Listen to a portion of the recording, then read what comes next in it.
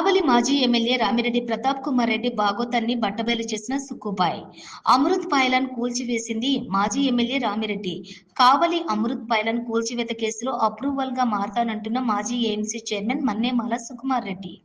మాజీ ఎమ్మెల్యే రామిరెడ్డి ప్రతాప్ కుమార్ రెడ్డి కమ్మ సామాజిక వర్గంపై ఈర్ష్యతోనే పైలాన్ కూల్చివేత. పైలాన్ కూల్చివేతలో రామిరెడ్డి ప్రతాప్ కుమార్ రెడ్డి ప్రత్యక్షంగా పాల్గొన్నారు. పాత్రికేయులకు ప్రెస్ క్లబ్ పేరుతో పైలాన్ కూల్చివేతకు కుట్ర. పైలాన్ కూల్చివేత కాదు, అమృత్ పనుల్లోనూ భారీగా అవినీతి. పూర్తి స్థాయిలో అమృత్ త్రాగునీటి పథకం పూర్తి చేయకుండానే నిధులు మంజూరు. అమృత్ త్రాగునీటిపై సమగ్రమైన విచారణ జరిపితే విస్తుపోయే నిజాలు బయటపడతాయి. కాంట్రాక్టర్ లక్ష్మీ శ్రీధర్ రెడ్డితో కుమ్మక్కై అమృత నిధులు కాజేశారు. లక్ష్మీ శ్రీధర్ రెడ్డి, ప్రతాప్ కుమార్ రెడ్డి బెంగళూరులో వ్యాపార భాగస్వాములు. ప్రతాప్ కుమార్ రెడ్డి తాడేపల్లి ప్యాలెస్ బినామీ. నైతిక విలువలు లేని వ్యక్తి రామిరెడ్డి ప్రతాప్ కుమార్ రెడ్డి సుకుమార్ రెడ్డి. 10 రోజులు జైలు కూడా తిను తెలుస్తుంది. మాజీ ఎమ్మెల్యే సుకుమార్ రెడ్డి.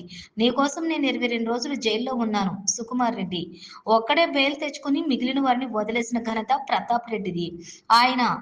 ఆయన శ్రీమతి ఇద్దరూ కలిసి చక్కగా ప్లాన్ చేసుకుని నమ్మిన వాళ్ళను ముగించేస్తారు.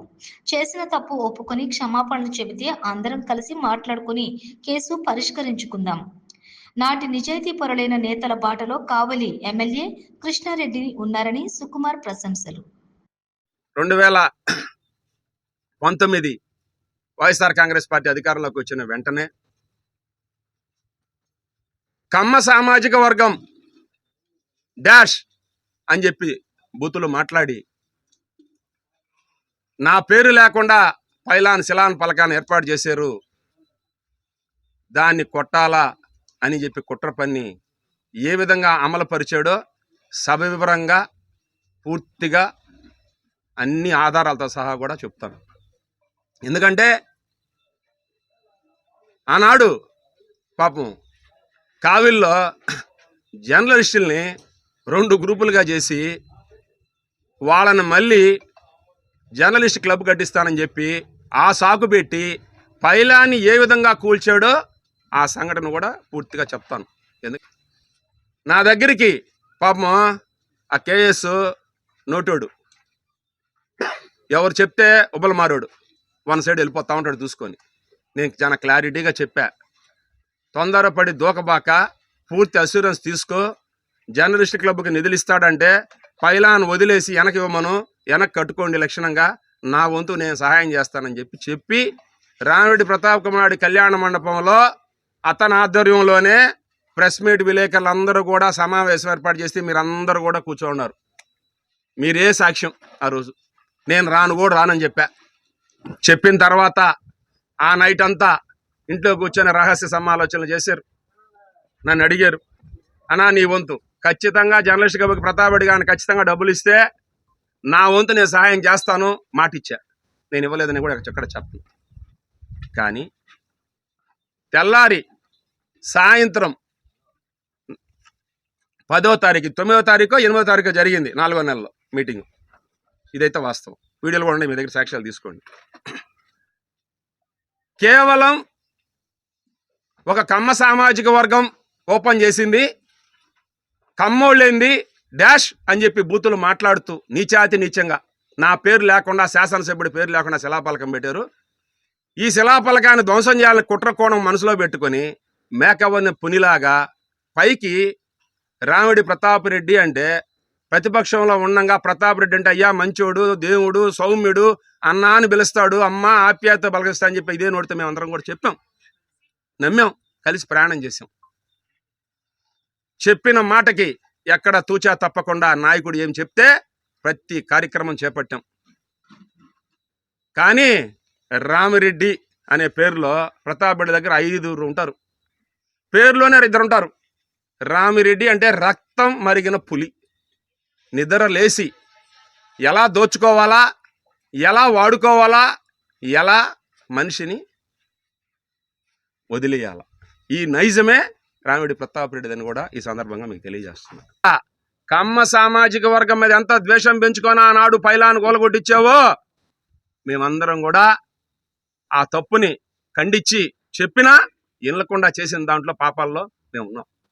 కానీ నువ్వు కొట్టించిన తర్వాత నేను అక్కడికి వచ్చి చెప్పా, ఇది మంచి పద్ధతి కాదని కూడా చెప్పా. ఇది వాస్తవం కాదా? మరిచెట్టి అడిగాడు, నువ్వు కలుగోలమ్మ కానీ లేదా శివాలయం కానీ ప్రమాణం చేస్తావని అడిగాడు పాపం. రా, నువ్వు నిజంగా తప్పు చేయకపోతే కలుగోలమ్మ కాడికి వస్తావా, లేదా నువ్వు నమ్మిన పాతూరు పోలేరమ్మ, నీ పోలేరమ్మ, మా గోలూరులో పోలేరమ్మ ఉంది, మేము వస్తాం, రా ప్రమాణం చేయి, సిద్ధము దేనికైనా సరే. సిగ్గు లేకుండా ప్రెస్ మీట్లు పెట్టి ఇంకా మోసం చేస్తున్నావు, ఇంకా జనాలను మోసం చేస్తున్నావు. ఎంతమందిని మోసం చేస్తావు? ఇంకా దీని వెనక ఇంకా పెద్ద కుట్ర ఉంది, మీకు తెలియని కుట్ర. లక్ష్మీ శ్రీధర్ రెడ్డి పేరు వినుంటారు మీరు. ఈ పైలట్ ప్రాజెక్టు అమృత్ పథకం కాంట్రాక్టర్. దీనికి ఆనాడు పనులు చేయకుండానే బిల్లులు చేయించుకున్నారు. ఏం చేశారు? అయ్యా కావిలి ఎమ్మెల్యే గారు కృష్ణారెడ్డి గారు, పైలాన్ కొట్టిన దాని మీద కాదా కేసు పెట్టాల్సింది నువ్వు.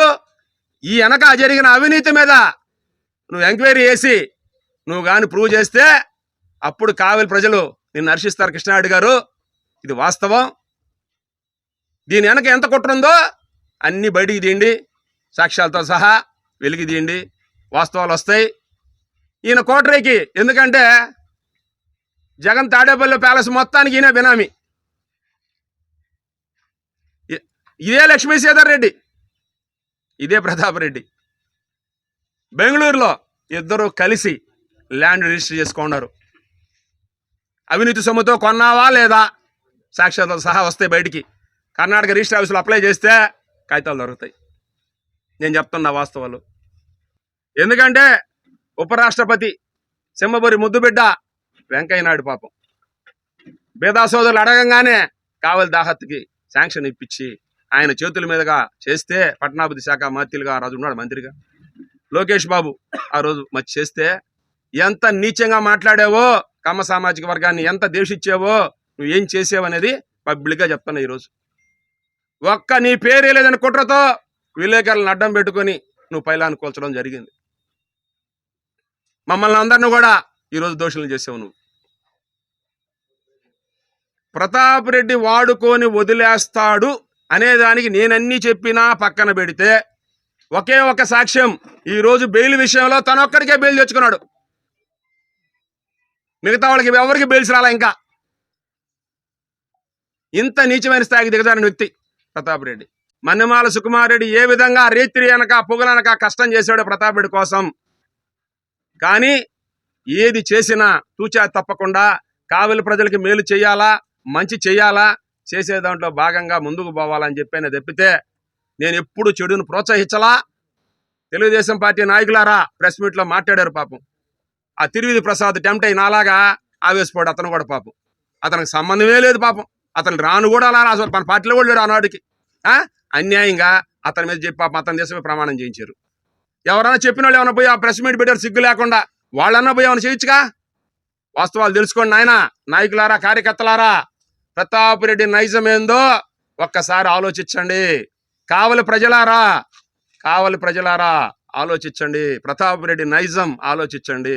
వాడుకోవడం, వదిలేయడం, ఈజ్ అండ్ త్రో.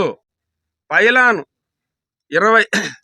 10వ నెలలో 10/4/2020 నా ఇంటికి 6:30 రామిడి ప్రతాప్ కుమార్ రెడ్డి, ఆయనకి సంబంధించినటువంటి ఈరోజు కేసులో ఉండేటువంటి కొందరు, ఒక వ్యక్తి పేరు అసలు పెట్టలా. అది తెలిసి పెట్టలేదో తెలియక పెట్టలేదో డిపార్ట్మెంట్కి నాకైతే తెలియదు. నా ఇంటికి వచ్చారు. వచ్చి 9:30 దాకా శిలాపాలకం కొట్టి జర్నలిస్ట్ క్లబ్కి ఇవ్వాలంటే అప్పుడు దాకా శిలాపాలకం కొడతాడనేది కూడా నాకు జర్నలిస్ట్ క్లబ్ విషయం తెలియని కూడా తెలియదు. ఎందుకంటే ముందు రోజు దాకా జర్నలిస్ట్ క్లబ్ అంటున్నాడు కదా, ఇది జరిగే పని కాదు, దీని వెనక ఏదో ఉందని అనుకున్నాను. కానీ శిలాపాలకం కొడతాడు నేను ఊహించలా. వచ్చాడు, నాతో మాట్లాడాడు నా ఇంట్లో కూర్చొని. ఇదే మాట, కమ్మోళ్ళు కమ్మోళ్ళు కమ్మోళ్ళు కమ్మోళ్ళు డాష్, వాళ్ళని వదలకూడదు, ధ్వంసం చేయాల. ఇదే బూతులతో మాట్లాడిన మాటకి సాక్ష్యం ఈ కేసులో ఈరోజు ప్రధాన ముద్దాయిలుగా ఉన్నటువంటి 3 వ్యక్తులు నా ఇంటికి, 4 వ్యక్తులు నా ఇంటికి వచ్చారు. ఒక వ్యక్తి పేరు పెట్ల, 4 వ్యక్తులు నా ఇంటికి వచ్చింది. వాస్తవాలు వావునా కాదా? 9:30 దాకా తప్పు. ఈ సంస్కృతి తప్పు, మంచి పద్ధతి కాదు. నువ్వు వెనక స్థలం చేయదలుచుకుంటే లేదా ఒక అరెకరా కొని మీ అమ్మ నాన్న పేరుతో ఈ జర్నలిస్ట్ క్లబ్ కట్టించు, శాశ్వతంగా నిలిచిపోద్దని చెప్పాను తప్పితే నేను ప్రోత్సహించలా. నన్ను అందుకే దూరం చేసి కుయుక్తులు బన్ని సమాజంలో నన్ను దోషం చేయాలని చూశాడు. ఒక మనిషిని మనిషి చేయాలంటే ఏమీ చేయలేడు. పైన భగవంతుడు ఎప్పుడు చూస్తూ ఉంటాడు. నాకు తెలిసినటువంటి నమ్మకం భగవంతుడే, సాక్షిగా చెప్తున్నా. ఆ భగవంతుడే నీకు ఈరోజు శిక్ష వేశాడు. నువ్వు ఇలాంటి మోసపు పనులు అరాచకాలు చేసేవు కాబట్టే నిన్ను కావలి ప్రజలు 30,000తో ఓడిస్తే ప్రెస్ మీట్లో ఆన్లైన్లో 30,000 ఉఫ్ అంట. ఆడవబోద్దు ఉఫ్ అనే. రేపు 50,000తో పోతావు, 1,00,000తో పోతావు నెక్స్ట్ టైం. ఎందుకంటే నీ వెనక ఎవరు ఉండరు. నీ నైజం శిలాఫలకాన్ని ఎలా కూల్చావో అనే దానికి చెప్పుకుంటా వస్తున్నాం ఒక్కొక్కటి. తప్పు చేసావు, ఈరోజు పనిష్మెంట్ ఖచ్చితంగా అనిపించి తీరాల్సిందే.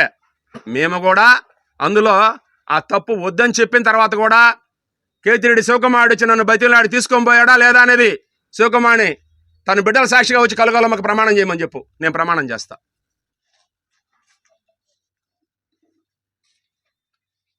ఎంతసేపు బతిలాడారో నేను ప్రమాణం చేస్తా, వాళ్ళ నుంచి ప్రమాణం చేయమని. సంబంధం లేకుండా ఈరోజు నీ జీవానికి పైలాన్ వచ్చావు, మిషన్ పంపించుకున్నావు, మున్సిపాలిటీ నుంచి వెహికల్స్ పిలిపించుకున్నావు, కొట్టించావు. నేను వచ్చా, వాస్తవం చూసా, ఇది పద్ధతి కాదని చెప్పా. నువ్వు వినలా. నాయకుడివి, నీతో మేము ఫాలో అయ్యాం. నువ్వు చేసిన తప్పుకి ఈరోజు అందరం బలిపశువులం అయ్యాం. ఈ కరం పట్టింది, ప్రభుత్వం వచ్చింది. ఈరోజు పైలాన్ కూల్చిన విషయం మీద ఎంక్వైరీ వేసింది. ఆనాడు ప్రభుత్వం నువ్వు నిజాయితీగా కొట్టకపోతే నీకు ఆనాడున్న డిఎస్పీ ప్రసాదరావు గారు కేసుని క్లోజ్ చేసి మెమో చేసి ఉండాలి కోర్టులో. అందుకే ఎప్పుడు డిపార్ట్మెంట్ తన ఉద్యోగాన్ని పోగొట్టుకోదు. వాళ్ళ జాగ్రత్తలో వాళ్ళు ఉంటారు. ఏ రాజకీయ నాయకుడికైనా ఉద్యోగాలు మాడుకొని పోలీసు వాళ్ళు ఎప్పుడు చేయరు డ్యూటీలు. వాళ్ళు పర్ఫెక్ట్గానే చేసి కేసుని క్లోజ్ చేయకుండా పక్కన పెట్టారు. అదే కేసుని రీఓపెన్ చేసి ఈరోజు ఎంక్వైరీ చేశారు. వాస్తవం అయిపోయింది. కావలి ప్రజలకు క్షమాపణ చెప్పు. అయ్యా తప్పు అయింది, నేను తప్పు చేశాను, ఒప్పుకో. నిజాయితీగా ఒప్పుకో, ధైర్యం ఉండాలా. నేను జైలుకు పోతా, 500 మంది కార్యకర్తలతో వచ్చి జైలుకు పోతా, లొంగి పోవచ్చుగా. సిగ్గు లేకుండా పోయి బెయిల్ తెచ్చుకున్నావు ఒక్కడవే. నేను నమ్ముకున్న పాపం విలేకరులో జైల్లోనే ఉన్నారు. కనీసం లాయర్ని కూడా పెట్టలా. నీ పాపాన్ని పోలా నువ్వు. నిన్ను నమ్ముకున్న నాయకులు కార్యకర్తలు సర్వనాశనం చేసావు, బెయిల్ తేలా. నువ్వు ఒక్కడవే బెయిల్ తెచ్చుకున్నావు.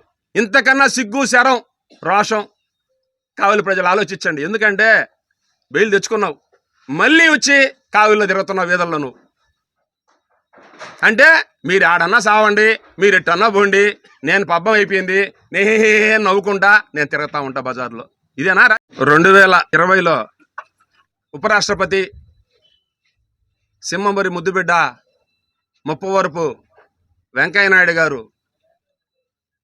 ఆనాడు కేంద్ర పట్టణాభిశాఖ మంత్రివర్యులుగా, ఆంధ్ర రాష్ట్రం నారా లోకేష్ బాబు మంత్రివర్యులుగా కావలికి తాగునీటి పథకం కోసం తహతహలాడుతున్న మెట్టభూమికి ఇబ్బందులను గుర్తించి ఆనాటి బేదా సోదరులు వారి వద్దకు వెళ్ళి ఆ ఫండ్స్ని శాంక్షన్ చేయించి వారి చేతుల మీదుగా పైలాన్ కార్యక్రమం ఏర్పాటు చేయడం జరిగింది.